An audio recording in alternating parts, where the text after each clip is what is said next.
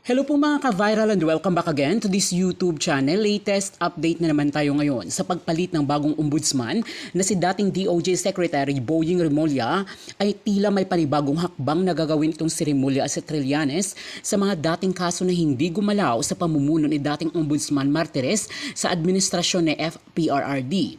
Ayon sa Billionaire News Channel ay nag-file ng mga kaso si dating Senator Antonio Trillanes sa Ombudsman kay Senator Christopher Lawrence Go hinggil di umano sa 7 billion pesos Enfrascom scandal noong administrasyong Duterte. Senator Bongo ay nataranta na sa banta ng pagkakakulong at pagkakasibak sa pwesto. Mariin na itinanggi ni Senator Bongo ang mga alegasyong ito tungkol sa 7 billion pesos na Enfrascom na ito. Muling paimbestigahan ang CLTG Construction na pagmamayari ng ama ni Senator Bongo na umano'y involved sa 7 billion pesos Enfrascom at ang Alfrego Construction na nakakuha di umano ng multi-million projects ng DPWH noong Duterte administration. Ang CLTG o Christopher Lawrence Tesorio Go na pinamamahalaan di umano ng ama ni Senator Bongo at ang Alfrego Construction na pinamamahalaan naman ng half-brother ni Senator Bongo. Pati ang Pharmaline involved sa overpricing noong pandemic time na ay muling paimbestigahan ni Remulla. Una nang sinabi ni Bongo na wala siyang kinalaman sa CLTG at Alfrego Construction at siya umano nagsasabi sa pamilya nito na kung na mapapatunayan na involved sila sa korupsyon ay hindi ito mag-aatubili na paiimbestigahan at pananagutin sila. Sinabi na noon pa ni Trillanes na kakasuhan nito ang kampo ng mga Duterte na involved sa korupsyon subalit hindi gumalaw noong si Martires pa ang dating ombudsman. Dahil si Remulla na ang pumalit ay handa na umano siyang kasuhan at muling buksan ang mga kasong isinampa noon pa sa Office of the Ombudsman. Ang mga supporters naman ng mga Duterte ay patuloy na binabati ko si Remulla sa pag-appoint sa kanya bilang bagong ombudsman at pagiging bias nito sa mga Duterte. Panawagan nila ay dapat umanong unahin ang mga pag-iimbestiga sa korupsyon sa mga flood control projects na hanggang ngayon ay wala pa ring nangyayari. Ang topic natin ngayon, matindi itong si dating Senador Sonny Trillanes. Ang bilis. Ha? Ang bilis. Magsasampa ka agad. Ngayong may bago ng ombudsman, may tiwala na si Trillanes dito sa ombudsman na ito. Hindi tulad doon nung panahon na si Martires ang ombudsman. Ha? Ngayon, ang ombudsman, ang bagong ombudsman, si Boying Remulla, na kilala talaga yan na walang sinasanto, lalo na ang mga Duterte. Kaya ngayon, ginaganahan itong si dating Senador Sonny Trillanes, ready naman na yung lahat ng dokumento, sabi niya. Actually, ang alam natin, may sinampa na siyang reklamo niyan noon. Pero wala natin anong nangyari doon. Ngayon, noon yata hindi niya sa ombudsman final. Ngayon sa ombudsman niya na final. Kasi sa ombudsman naman talaga dapat yan. Kasi plunder. Saka si Bongo, public official yan. Kaya dapat naman talaga sa ombudsman. Kaya lang siguro noon, dahil nga si Martires ang ombudsman, parang walang tiwala si Trillanes. Hindi halos gumagalaw ang mga kaso noon nung panahong ombudsman si Trillanes ay si Martires. Ang mga kaso laban kay Duterte at sa mga galamay niya tulad nila Bongo, wala, hindi gumalaw. Pero ngayon hindi na pwede. Kasi may bago ng ombudsman. Kaya parang ang mangyari nito, kaya siguro grabe yung mga maniobrang ginawa ng kampo ng mga Duterte, ng mga DDS na mahadlangan na wag maging ombudsman si Remulla. Kasi alam nila na pag naging ombudsman si Remulla, yung mga hindi gumalaw na mga kaso nung panahon ni Martires, gagalaw na ngayon, sigurado yan. Ay napakarami namang mga ebidensya Tambak ang ebidensya. Kaya lang talagang sadyang inarchive, kumbaga hindi pinagalaw ni Martires. Pero ngayon wala na, hindi na nila magagawa yan. Kasi si Remulla na ang ombudsman. At itong si Trillanes, alam naman natin kung gaano ka-passionate. Itong si Trillanes, grabe ang dedikasyon yan na mapanagot ang mga Duterte. Hindi lang si Digong, kundi si Sara, pati sila Pulong, sila Baste, sila Bongo, sila Bato, lahat ng galamay ni Duterte. Talagang gustong mapanagot niyan ni dating Senador Sonny Trillanes. Yan ang sinabi niya noon. Sabi niya noon, hintayin niyong matapos ang inyong termino. Pagkatapos ng termino niyo, sasampahan ko kayo ng mga sunod patong-patong-patong na mga kaso. Kaya lang, ang nangyari naman kasi, halimbawa, yung mga sinampang kaso ni Trillanes, hindi naman gumalaw. Pero ngayon, siyempre, may bago ng ombudsman. Sang-ayon nga si Ronaldo Flores. Sabi ni Ronaldo Flores, tama lang po yan. Oras ng maningil sa mga masasamang tao. Kaya ano talaga ito? Sa tingin natin, alam nila Bato yan, alam nila Bongo yan. Kung noon, parang assured sila. Assured sila na walang mangyayari dyan. Atin ang ombudsman si Martires. Si Martires ba naman? Pero ngayon, kaya nang ma-appoint si Remulla, ginanahan si Trillanes. Ngayon lang po yan, hindi po yan lumang balita. Tingnan nyo kung anong pizza yung nakalagay dyan sa natin. October 9, 2025, 2:15 p.m., Billionaire News Channel. Trillanes to file plunder case versus Bongo over infra scandal. Tingnan niya. So, mahirap bang i-file yan? Hindi. Kasi ready naman yung lahat ng dokumento niya. At si Remulla nagsabi rin. Lahat ng mga dapat gumalaw na kaso, papagalawin niya na. Lalo na Duterte. Lalo na Duterte. Magreklamo na yung kampo ng DDS. Sasabihin nila, parang yata tinatarget mo, Boeing ang mga Duterte. Ang dami na kasing mga dokumento, ang dami ng investigasyon na ginawa, ang dami ng ebidensya, ang dami ng testigo, sadyang tinulugan lang, sadyang hindi lang pinagalaw, sadyang pinotektahan lang ni dating ombudsman Samuel Martires. Pero sa pagkakataong ito, hindi na. Nandiyan na si Boying Remulla. Kaya ako nga, nakikita ko mukhang magiging matindi ang teaming. Itong team up, itong tulungan ni Trillanes at saka ni Boying, magiging matindi. Si Trillanes ang taga-sampa ng mga kaso. Si Trillanes din ang taga-imbestiga. Si Trillanes, magaling din yan sa investigasyon. Intelligence, magaling sa intelligence work yan si Trillanes. At maraming network yan, maraming makakatulong yan. At hindi yan ang mga importante. Hindi matatakutin si Trillanes, hindi rin matatakutin ng ombudsman. Yan na. Ang matatakot na ngayon sila Bongo. Ang kasong ipafile na ay plunder. Pinaliwanag ni Trillanes, sabi ni Trillanes, 7 billion pesos. 7 billion pesos infra scandal. Lahat ng pinag-uusapan ngayon na mga, kumbaga, nasisentro ngayon kay Villanueva, nasisentro kay Jinggoy Estrada, kay Chis Escudero, kay Diskaya, kay Bryce Hernandez. Pero sabi nga ni Trillanes, bago pa yan mga mga Escudero na yan, bago pa yan mga Villanueva na yan, bago pa yan mga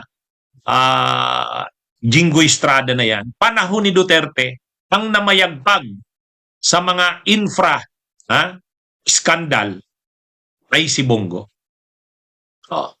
Sabi nga ni Trillanes, 7 billion na proyekto ang nakontrol ng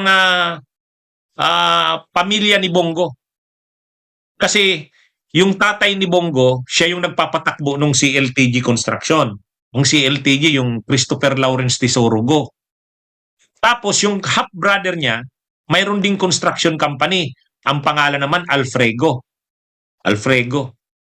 Ngayon, dun lang sa CLTG, 7 billion na infra projects ang nakuha. O syempre, paano nakuha nun ang 7 billion na projects na yon? Ay syempre sa impluensya ni Bongo. Lagi niyang kasama si Duterte.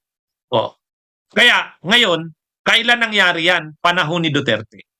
At mayroong mga hawak na mga ebidensya si Trillanes niya. Kaya lang hindi kasi gumalaw nung panahon ni Martires. O kaya ngayon i-refile niya. Mukhang i-refile niya. O sabi ni Danilo Kapukyan, patay.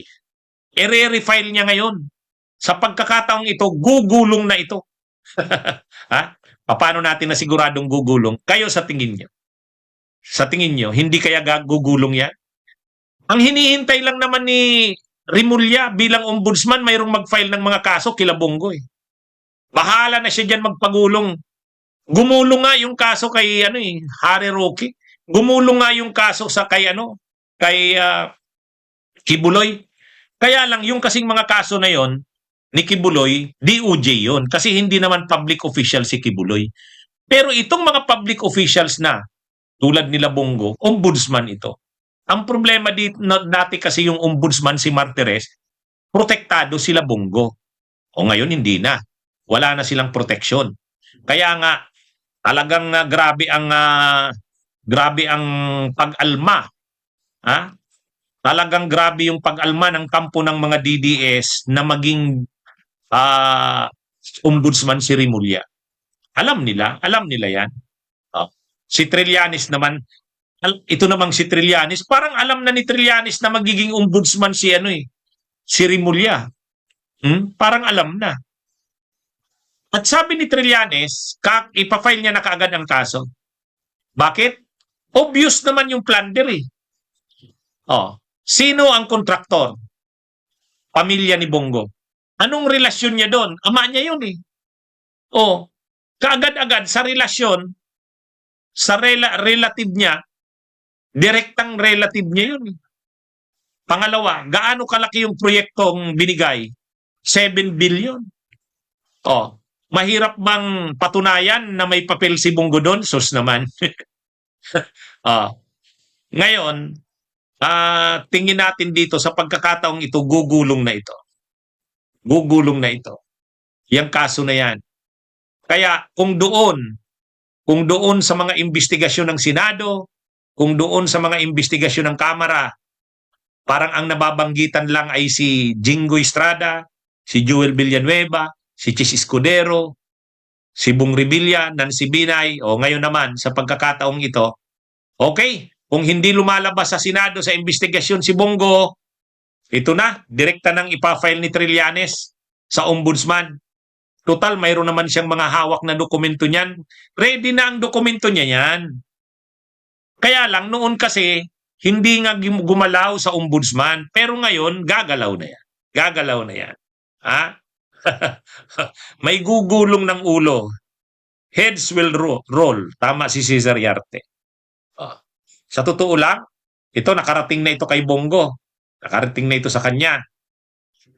Sa tingin nyo, sa tingin nyo, hindi kaya kinakabahan na dyan si Bongo? Tandaan niya, ang ombudsman ay si Romualdez, ay si Remulla. Kung noon, tao nila si Martires, ay ngayon, hindi na. Hindi na. Kung noon, protektado sila ni Martires, ngayon, hindi na. Kaya mahihirapan sila dito. Yung kasong sa Farmally, i-revive yung Farmally. I-revive yung Farmally. Doon kasi ang mga nakasuhan lang doon, yung mga mabababang opisyal eh. Yung mga opisyal ng PSDBM, yung mga may-ari ng Farmally. Pero si Bongo hindi nakasuhan doon. Si Duterte hindi nakasuhan doon. Kaya nga ang rekomendasyon ni dating Senador Richard Gordon na nagsagawa ng investigasyon noon, ang linaw-linaw naman ang naging papel ni Bongo at saka ni Duterte doon. Iwan lang bakit hindi kinasuhan ni Martires. Pero ngayon, i-revive na naman. I-revive na naman yung Farmally. At dyan, makakasuhan na dyan si Bongo. Makakasuhan na naman si Duterte dyan. Kaya itong si Bongo, yung pagkukunwari ni Bongo na hindi siya involved sa mga corruption, ay mawawala na yan. Mawawala na yan kasi magaling na ngayon ang ombudsman, hindi na nila hawak. Sabi ni Andre Casinillo, hindi naman takot mawala ng ulo si Bongo, wala naman siyang ulo. Kasi, ang pakilala kasi ni Bongo sa sarili niya, Wala naman akong alam sa lahat ng yan. Alalay lang naman ako ni FPRRD. O alalay lang daw siya ni Tatay Digong niya. Sino namang maniniwala niyan? Sino namang maniniwala na simpleng alalay lang siya ni Duterte? Ha? Sino namang maniniwala? Pamilya niya, construction company ng pamilya niya, 7 billion ang nakuhang ano. So ang dali lang naman patunayan diyan.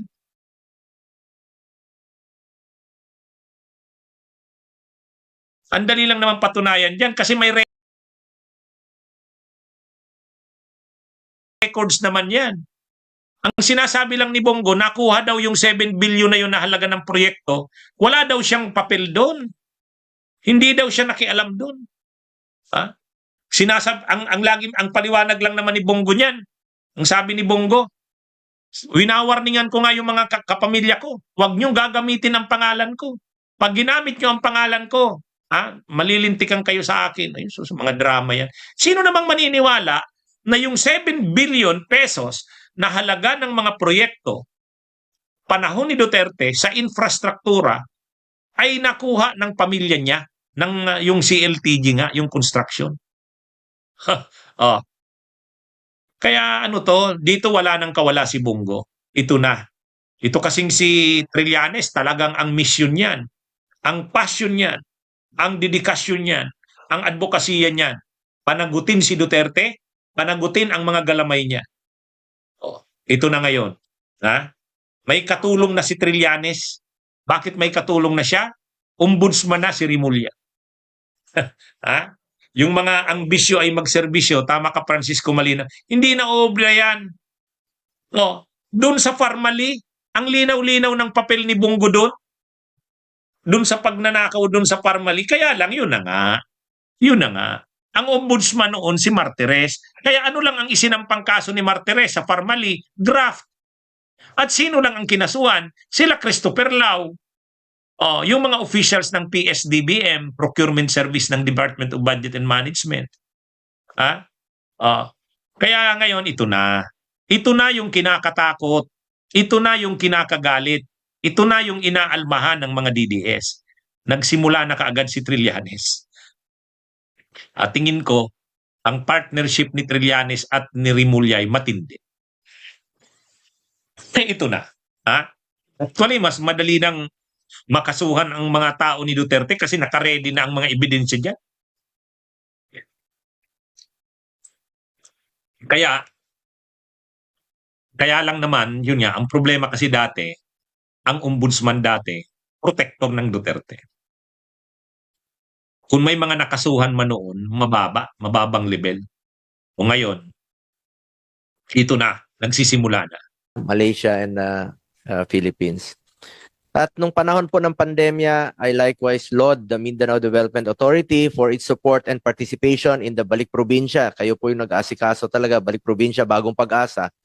Yung hirap na hirap po yung ating mga kababayan na makabalik po sa probinsya. Hirap sila dito, wala silang kamag-anak, silang malalapitan.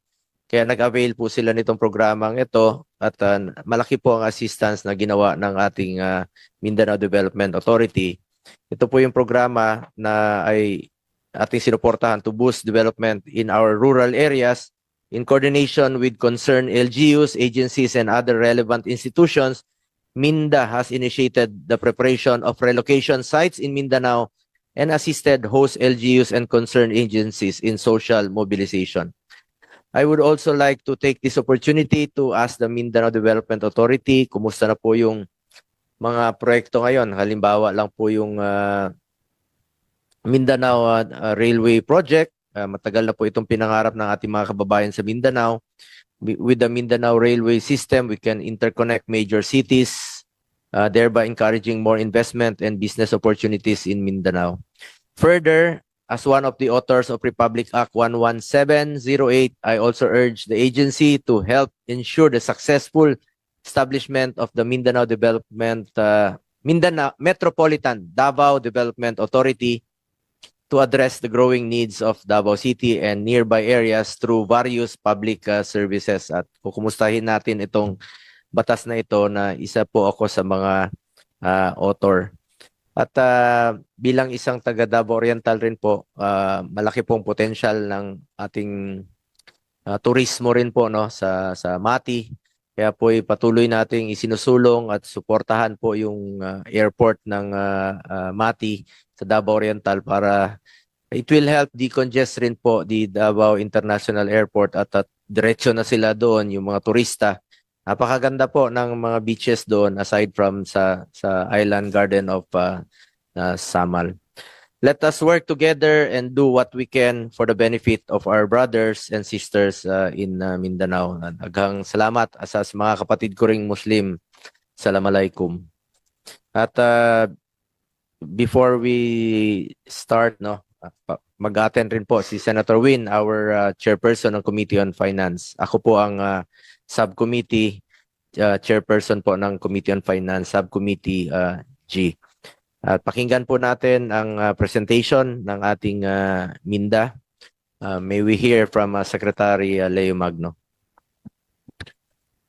Magandang hapon sa inyo lahat. Good afternoon to all the members of this August Chamber, especially, of course, to Senator Christopher Bongo, Mr. Chair. We would like to express our gratitude and for this opportunity to present the 2026 budget proposal of the Mindanao Development Authority for plenary deliberation, which represents the opportunity, support, and welfare of the people of Mindanao who stand to benefit from the MINDA programs and projects. Bago ako magsimula, mais kong pasalamatan si Senator Bongo na sinabi niyang susuporta siya hindi lamang dahil siya ay taga Mindanao, kapwa natin taga Davao Oriental, pero alam niya at katulad ng sinabi ni Senator kanina, ang progresibong Mindanao, ang ibig sabihin niyan ay progresibong Pilipinas din. So at the outset, allow us, Mr. Chair, to present the outline of our presentation. First, we will discuss briefly our agency mandates, budget allocation and accomplishments, and then the fiscal year 2026 programs and projects needing funding support. We seek the support of the honorable members of the Senate for the funding of MINDA's unfunded 2026 proposals, which we consider crucial to the overall development of Mindanao. As the President himself said, and what Senator Bato said, ang kinabukasan ng Mindanao ay kinabukasan ng buong bansa. The future of Mindanao is indeed the future of our nation. This guiding statement anchors our work in MINDA and pushes us to lead transformative initiatives that will benefit not only Mindanao but the Philippines as a whole. MINDA was created by Republic Act 9996 and it is tasked to formulate, spearhead, and implement socioeconomic initiatives for Mindanao. We are also designated as the Philippine Coordinating Office for the Brunei, Darussalam, Indonesia, Malaysia, Philippine East ASEAN Growth Area, or the BIMP-IAGA, ensuring that Mindanao's integration into the regional economy is actively pursued. Our mandate is clear: to accelerate Mindanao's development by aligning policies, coordinating projects, and mobilizing resources. Mr. Chair, we coordinate, we endorse, and advocate Mindanao priority projects in partnerships with national agencies and other Mindanao stakeholders. And beyond infrastructure, we also design flagship programs and foster partnerships that drive inclusive, sustainable development across Mindanao. And to guide our mandate, MINDA crafted the Mindanao Agenda, a framework of 10 strategic agendas that serve as the building blocks for building a better Mindanao. This covers people's well-being, food, water, energy nexus, industry development, connectivity, digital transformation, ecological integrity, resilience, peace and governance, and enabling policy conditions. The Mindanao Agenda aligns with the Ambisyon Natin 2040, our vision of a matatag, maginhawa, and panatag na buhay for every Filipino. It also connects with the Global Sustainable Development Goals, the SDGs, so that Mindanao's push for jobs, peace, and resilience contributes not only to national goals, but to our shared global future. And before I move on to present the MINDA budget, allow me to share a few initiatives in our pursuit for inclusive and sustainable growth in Mindanao. Under this administration, we continue to align with national peace and development priorities, delivering projects that address urgent needs while building long-term resilience and competitiveness. If you allow me, Mr. Chair, I'd like to highlight the milestones. Currently, 213 out of 422 municipalities in Mindanao are still waterless. This means over 11 million people still lack access to safe and reliable water. And while we note institutional development with 111 water districts and 159 LGU-managed water facilities, the overall reach is still currently far too limited compared to the scale of the need. This is both a development and peace issue for us, and MINDA is responding through the Mindanao Water Supply Program. Under this program, we have classified LGUs into three priorities. First, those with shovel-ready projects. Second, those with partial documentation. And third, those needing technical assistance first. This prioritization ensures efficiency in scaling water access solutions. For example, in Taraca, Lanao del Sur, we piloted a solar-powered water supply project with DBP support. This serves as a model for other waterless municipalities, showing that innovative and sustainable solutions can be scaled. Related to this, MINDA also was able to secure the first ever adaptation fund finance project with $10 million. This water energy food nexus project in Tawi-Tawi will benefit 50,000 residents through resilient water supply systems, capacity building, and strengthened community resilience. Next, meanwhile, through the STIP program, a partnership with NCIP, MINDA has strengthened indigenous people's rights and access to ecosystem service programs. By supporting IP communities, we ensure sustainability and inclusivity in Mindanao's development. Under the Mindanao Sustainable Energy Transition Program, MINDA implemented with the support from the European Union, UNIDO, the provincial government of Tawi-Tawi and other local partners in establishing the first ever hybrid plant in Mindanao, a 1.6 megawatt solar hybrid systems in Sibuto and Sitangkay, bringing clean energy to off-grid areas and reducing dependence on costly diesel power. And Mr. Chair, through the accelerating investment in Mindanao, we unlocked $1.3 billion in investment needs from Japan and $130 million from Singapore. We also secured direct access, market access for Mindanao products, such as the 20-ton mango shipment from Cotabato to national level buyers. AIM Mindanao positions Mindanao as a competitive player in global value chains.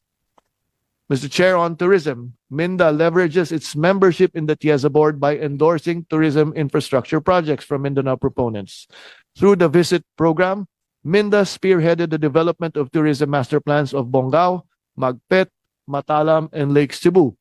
The Twin Peaks Biodiversity and Ecotourism project with Mount Apo and Mount Kinabalu, promoting BIMP Iaga as a digital nomad haven, and the BIMP Iaga youth to engage and connect on our young people. As a Philippine Coordinating Office for BIMP Iaga, MINDA continues to take the lead in advancing regional cooperation. Through the BIMP Iaga Cooperation Fund partnerships, MINDA has facilitated projects across Mindanao, from smart agriculture and AI-powered mangrove monitoring to fisheries capacity building and microplastic assessment. These regional linkages bring technology, knowledge, and investments into Mindanao. Next, with the Mindanao Development Corridors Program, we are working to strengthen transport, logistics, ICT, and other critical infrastructure across growth corridors. One key milestone of the MINDC program is the Mindanao Infrastructure Projects Monitoring, which tracks the progress of priority infrastructure initiatives. Last week, Mr. Chair, the Mindanao Development during the Mindanao Development Forum 2025 in Davao, MINDA unveiled the Mindanao Development Tracker, a unified monitoring platform designed to strengthen results-based governance and fast-track inclusive development. Supported by the European Union, and a wide network of partners from government, civil society, and the private sector.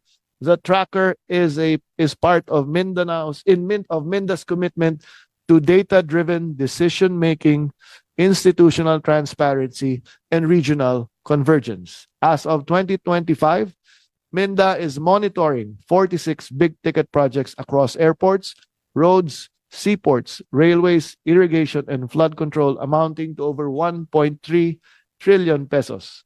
These projects are at different stages of development, preparation, approval, and implementation, all vital to unlocking Mindanao's connectivity. Last month, Mr. Chair, Minda, in partnership with the PPP Center, established the PPP Desk to support LGUs in project identification, technical assistance, and capacity building, policy advocacy, serving as a vital bridge between local stakeholders and the national PPP mechanisms. Next, under the Mindanao Nurturing Our Waters or Minda Now program, and in line with the directive of the President, Minda is leading the interagency convergence for the formulation of a new integrated Mindanao River Basin Master Plan. This plan will provide a comprehensive framework to address the recurring issues of flooding, watershed degradation, and riverbank erosion across Mindanao. In parallel, we are mobilizing resources for emergency revetment and erosion control along critical sections of the Davao-Cotabato Road to safeguard communities, infrastructure, and livelihoods from worsening flood risks. In relation to this, the increasing frequency and intensity of typhoons, earthquakes, floods, and other natural hazards in Mindanao highlight the urgent need for a dedicated facility to strengthen preparedness, response, mitigation, and recovery on a Mindanao-wide scale. Mr. Chair, to address this, the Mindanao Development Authority has proposed the Mindanao Disaster Resiliency and Resource Center, a 2.1 billion project included in Minda's 2026 budget proposal. Once funded, it is targeted to be completed hopefully by 2028. The Mindanao Disaster Resiliency and Resource